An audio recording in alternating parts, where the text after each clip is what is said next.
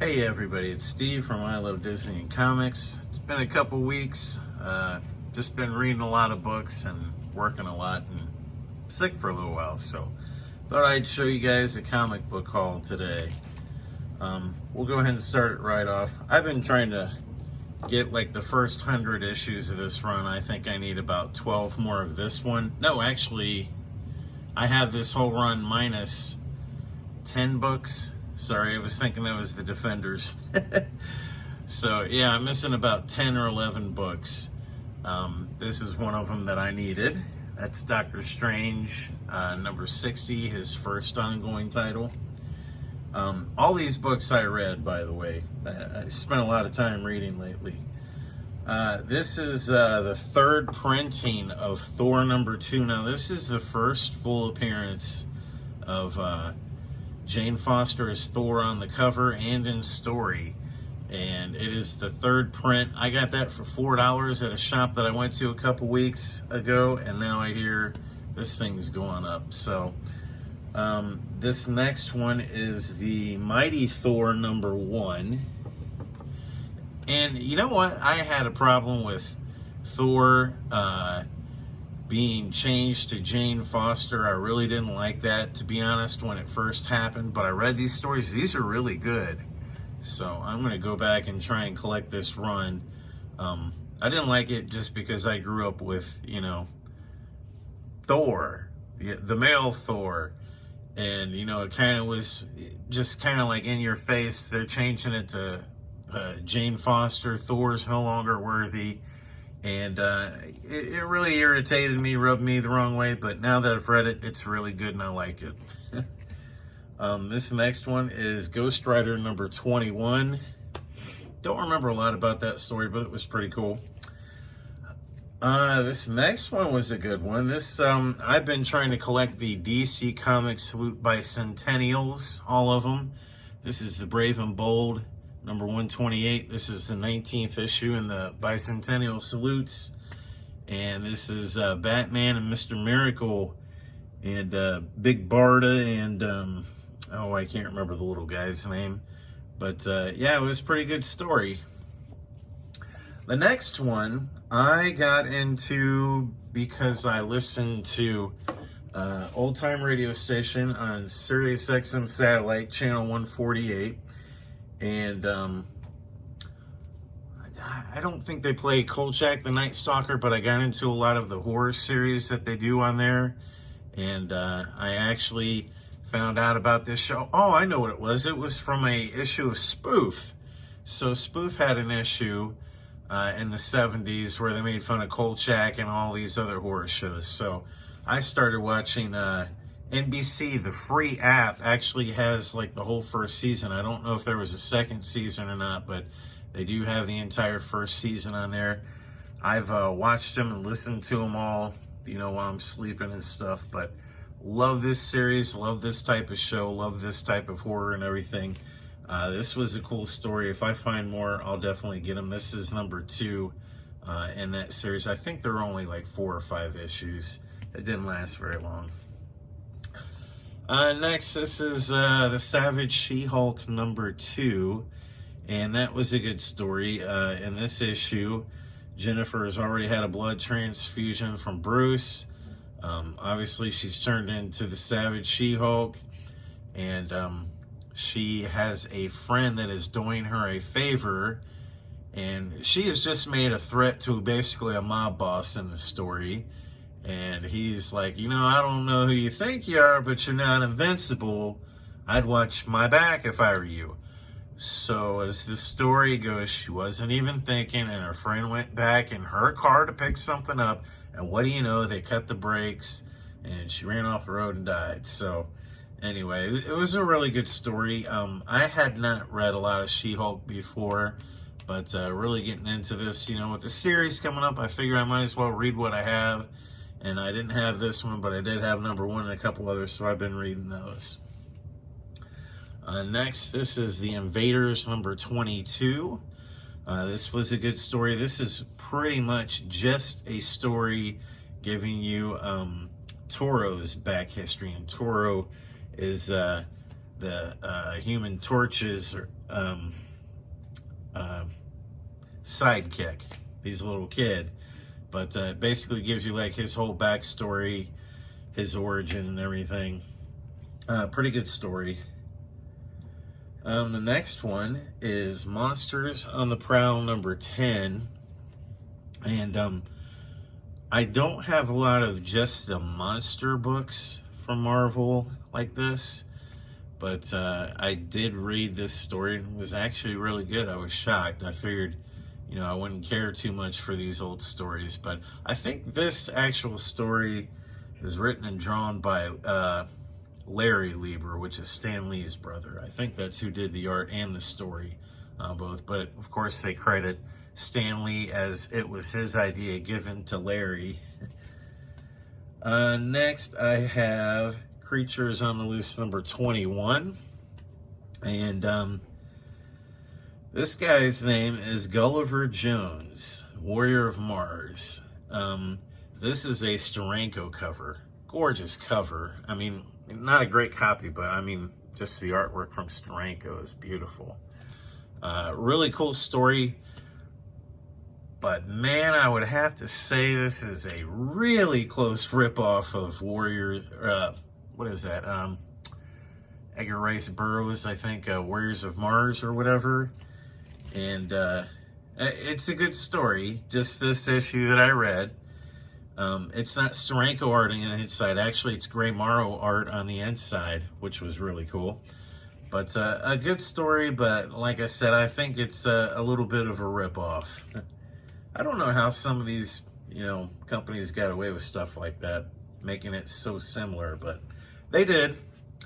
Next, I've got brand new Adam 12. This is a Gold Key issue. This is number 1.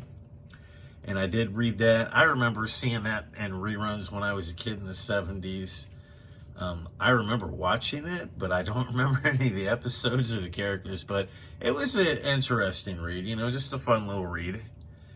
Next, I have Star Wars Dark Empire number 1. These are all still open because I read them. I think this, I read this a while back. If I remember correctly, this takes place like right after Return of the Jedi. Next, I got a little run of like small keys of the Doom Patrol. I think this is like their second series. This is Doom Patrol number 3. I don't remember what any of these keys are. I had the key collector open out, but I did read all these.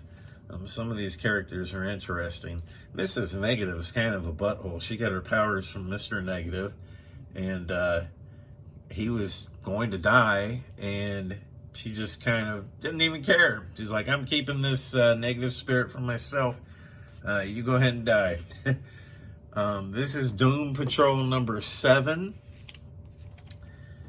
And then this is Doom Patrol number 3. Like I said, these are minor keys. I don't remember what the minor key appearances are in any of these. I think one of them has like the candle maker.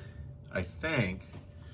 This is Doom Patrol number 32. Love that cover. That's during the Grant Morrison run on there, which is where they get a lot of the stories from the show. Next one's Doom Patrol number 33. I like that. I really like this cover, and I like how they had the flag in the background.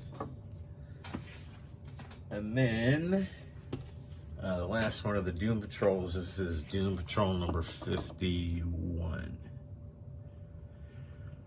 And I think it was the first appearance of this character. I can't remember. It's been a while since I read them. Now, the next book I show you is a shock to me. I got this in the dollar bin, haven't bagged and boarded it yet, and honestly, I wasn't even going to. I just thought I'd just keep it, you know, laying around. I read this thing, and it was, out of all the books that I'm showing you today, this was my favorite read, and I was shocked. This is DC. Let's see if I can see what year this was. 1972, January 1972. Year and month I was born. This is The Sinister House of Secret Love number 2. and this is about To Wed the Devil. A graphic novel of gothic terror. This was a great read. I was shocked. I thought I was going to fall asleep reading this. I read from page to page without stopping. I was just like, man, this is a good story. This is great. I think it was Denny O'Neil story, actually. Let me check and make sure. Nope. Plot Joe Orlando. Script by Lynn Wein. Okay. So Lynn Wein did the script. Art by Tony DeZuniga. On the interior, the art's not too bad at all. Pretty good. But like I said, actually, I think this was only 50 cents. Either 50 cents or $1, but great story. If you can find this for cheap, get it, read it. It's really good if you like gothic love stories, which I didn't know I did, but apparently I do. Last couple books here. I've been trying to pick up the Spidey Super Stories whenever I can find them. This is the Bicentennial issue, number 17. And if you're not aware, let me see if this one actually has one. I don't think any of the ones I'm going to show you have it. But the next one I have is issue number 35. But on the back of these, they had like Marvel value stamps, but it was Spidey stamps. You can see somebody's clipped this one off. So if you're going to pay any kind of money for these, you probably want to check and make sure that it's actually in the issue before you pay any more than like $2 or $3. Because I think it's kind of a ripoff getting these and paying more than $1 when there's not a Spidey stamp on there. There's the whole reason I wanted to collect these. They're stories from and presented by, I guess, the Electric Company. I would say these are a lot like the Scholastic school books, reader books that you would get when you were in elementary school, if you're my age. I don't know if they do that anymore, but they used to have like a book fair every year in elementary school, and they had all these easy to read books. That's kind of what this is. That's basically what the Electric Company was. It would teach you vowel sounds and how to read if you've never seen the show. It was a 60s and 70s show, and early 80s. But yeah, if you've never seen that, that's what the Electric Company was about. They were trying to teach you kind of like phonics and how to read and everything. And that's kind of what these stories do. They're easy to read, very silly stories. But the next one I have is Spidey Super Stories number 36. That's got the lizard on there. Now, the characters that they feature aren't always like the lizard. I can't remember how much he's in here. He might have been in like 2 pages or something, but they're not necessarily the main part of the story. Like, basically, it's Spidey's day is what is the real story, and this character just happens to show up in here. Okay, this one I got from a flea market. I bought a bunch of books from this guy, and he actually gave this one to me free because it was the only one he had. It wasn't bagged and boarded, and it was beat up. So this is Spidey Super Stories number 43. And I'll show you, this one does have the value stamp, which is why I was glad he gave it to me for free. So it's Spidey number 27 stamp, and it's Daredevil, which I thought was really cool. But yeah, he just had that kind of laying off in the corner. I said, how much you want for that? He said, you know what, you can have it. Last 2 books, these are the Incredible Hulk and Sergeant Fury. These are weekly magazines from the UK or Canada. I don't know exactly where these came from or where they were listed at, but they have the 10p on them. I believe Canada had the pence. Otherwise, it is from the UK, I would assume. The first one is The World. Let me see if I can get this in there. The Mighty World of Marvel, featuring Incredible Hulk and Sergeant Fury. This is number 277 from January 18th, 1978. So I was just getting ready to turn 6 years old in 10 days. Excuse me. And then the next one is the week after that. This is the Incredible Hulk and Sergeant Fury number 278, week ending January 25th, 1978. So I was 3 days from my 6th birthday when that came out on the stand.